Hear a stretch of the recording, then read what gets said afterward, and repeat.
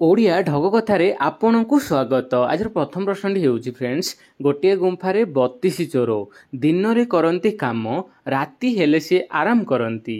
कुह तेबे तांको नाम। गोटे गुंफारे 32 चोर दिन रे करंती काम, राति हेले से आराम करंती। कुह तेबे तांको नाम।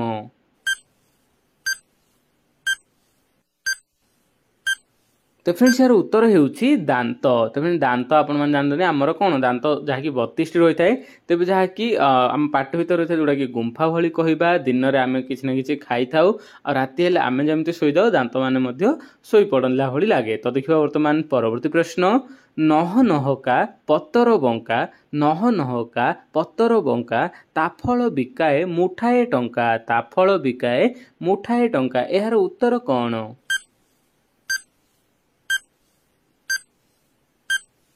तो फ्रेंड्स यार उत्तर होउछि धान। तो फ्रेंड्स आपण माने धान गछ को तो जानचंती जहाँकि धान बिकवा द्वारा आमको पैसा आसी थाए अधिक।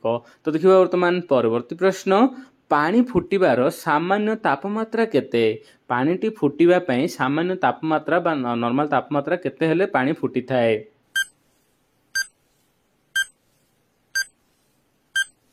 तो फ्रेंड्स यार उत्तर होउछि 100 डिग्री।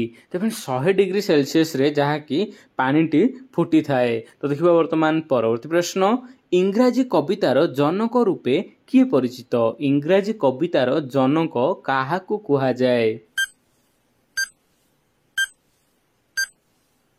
तो फ्रेंड्स यार उत्तर होउछि जेफ्री चौसर। जेफ्री चौसर जी कि इंग्राजी कवितार जनक। तो देखिबा वर्तमान परवर्ती प्रश्न, ठक ठक ठकसा तीनी मुंड 10 गोड़ देखिच कि मौसा? ठक ठक ठकसा तीनी मुंड 10 गोड़ देखिच कि मौसा। यार उत्तर कौन? तो फ्रेंड्स यार उत्तर होउछि हल ओ हलिया। देखंतु हलटी जेतबेले जाउथबो साउंड होउथबो जोटा कि तार लंगल तळगु टिके लागि थाए।